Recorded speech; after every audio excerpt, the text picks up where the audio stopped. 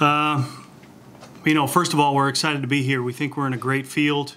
I think this is, if you look around the regionals, this one from top to bottom has a bunch of good clubs in it. So something we're really looking forward to. We know it's going to be a great venue and a great place to play, so excited to be here. Just raise your hand if you have questions. Players. Travis. For either of you guys, is there any advantages or disadvantages in playing in the first game of the day? What's kind of the feeling to get the thing started? I don't think there's any necessary like disadvantage or advantage really. I mean, depending on whether the game's at 1 or the game's at 6, we're just going to try to play our game really. I guess you could say like the early game, in case there's weather, like it doesn't get backed up. That's why I figured they picked to play at 1, but it doesn't really matter to us. Any other questions? Yeah, kind of. What are you? A little bit of preliminary scouting. What have y'all seen from A&M, and what do you think some of the key matchups are going to be? Obviously, you know, they come from a good conference, good team. They can really hit. But it's just any other game, really. I mean, obviously we'll go through a scouting report on Friday for their guy that they're throwing. But in terms of pitching, Caleb can probably go more over there with that, but nothing crazy. Yeah, obviously we know they won one of the best divisions in the country, so they're going to be good top to bottom. So, but I would say the scouting is more about ourselves, not really the opponents. We want to look at ourselves, see where we can improve, and where we can play to our strengths to match up.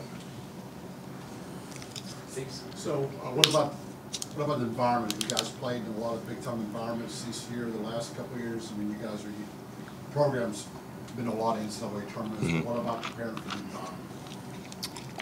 I mean, like, there's some guys on this team. Like, we went to LSU last year. We played pretty well in that stadium, and I thought we played pretty well at Swayze Field this year. So, I mean, the big environment, I don't think it's really a big thing for us. Like, we've played in front of a lot of people. We've played in front of not a lot of people. So, it's just a game. Kind of in the same regard, A&M actually doesn't have a lot of guys who played in a regional, but y'all have some decent experience. How much of that can you kind of lean back on heading into an opening game like this?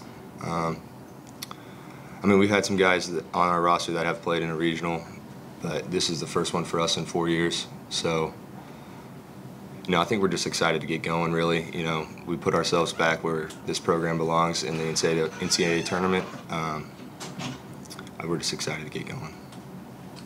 How much does the upholding of the tradition of the program do you guys talk about as players? I know you've dominated the Summit League for quite some time, and regionals are a part of the program. Is that something you guys talk about a lot, that you have to uphold a tradition? Yeah, it's pretty tough, like coming to practice every day and like looking up at the right field wall and you see 20-something NCAA tournaments, and I think we had almost 20 in a row at one point. So, you know, we had the COVID year. It was my first year here, so we didn't get to go to a regional, and then obviously last year we didn't get the opportunity to go to a regional. So I would say it's more of an end of the year goal. Like, we want to get to a regional, and we don't want that to be the end. We want to keep going. So it's motivated us. So I guess, what do you guys consider, what's been your big success this year? Why have you guys had success? What do you guys do better than maybe some other teams do? I would say our lineup, top to bottom, we have good players and we have good pitching, and you know, we play together. We play as a team. Fulham always says we play well, we win, and most of the time that's true. So I mean, we just got to play our game, and if we come out and, you know, do the little things right, execute, then we'll be all right.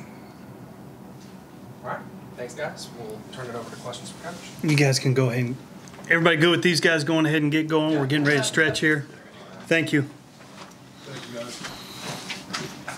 Thanks, guys.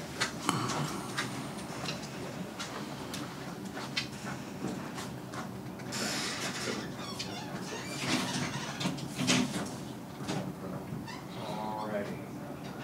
Got questions for Coach? We'll open it up to Travis. Yeah, Coach. I know Coach Lossnagel said he put a lot of thought into which game he wanted. They picked the first game. What are the pros and cons from your angle about playing in the first game of the regional? Well, for us, I think when you're the visiting team, I don't think it matters a whole lot.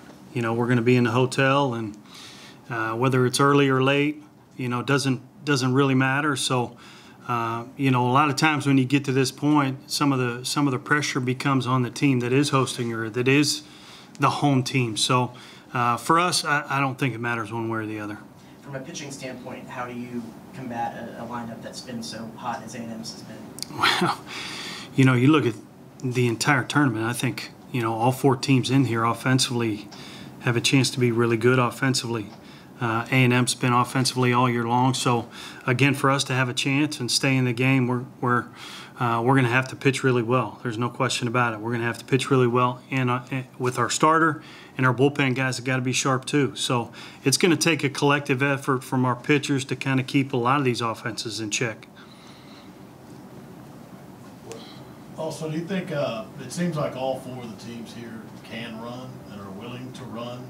Does that mean conversely holding the run game down will matter in this regional when you're on defense? Yeah, I think the best way to hold the run game down is not let anybody get on base. You know, that's going to be as much key as anything. You know, we thought we ran a little bit, and we did run a little bit more this year than we have in the past. And you look at all 4 teams in this regional, and I think we've run the least amount. So without question, I think there's speed in all 4 of these lineups.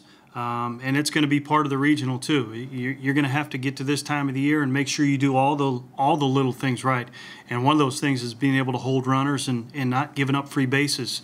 But it goes back to, man, if you want to stop a really good run game, try not to let them on base. And I think we're going to have to do a good job of doing that. The players talked about, you said if you play well, you'll do well. Do you, as a 4 seed, do you embrace underdog? You don't talk about underdog, or you just stick to what you guys do? Man, we don't talk about any of those things really. I think you know, y'all asked the question to both these guys. You know, what do you know about A&M? What are you doing about A&M? And they're good. We all know they're good. But our focus isn't on who we're playing. It's on how well we play. We feel like if we play well, we're going to have an opportunity to stay in the game and win. And if we don't, we're probably going to struggle. So our focus really goes to what we're doing and how we approach the game and what our strengths are, what our weaknesses are, and really not worry about who you're playing or where you're playing. Travis? I know your team had some success against a Schlossnagle-led TCU team a few years ago. How much can you draw on some success like that for a regional like this going against the same coach team? None. It was a long time ago. None of these guys were here.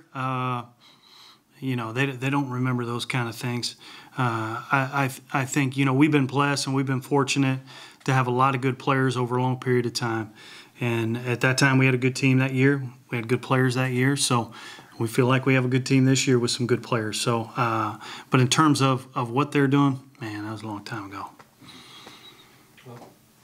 Coach Schlossnagel said even though it was at different times, your hometown in Pennsylvania is very close to his. Very close. Maryland. I mean, Yeah.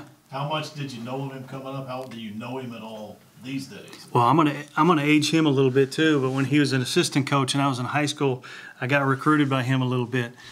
His hometown and the town where I grew up are 30 minutes apart. He grew up in Hagerstown. I grew up in a small town in south central Pennsylvania, Chambersburg, Pennsylvania. So coming out of high school, he was an assistant at the time. I think it was at maybe Georgia Tech, maybe Clemson. I can't remember.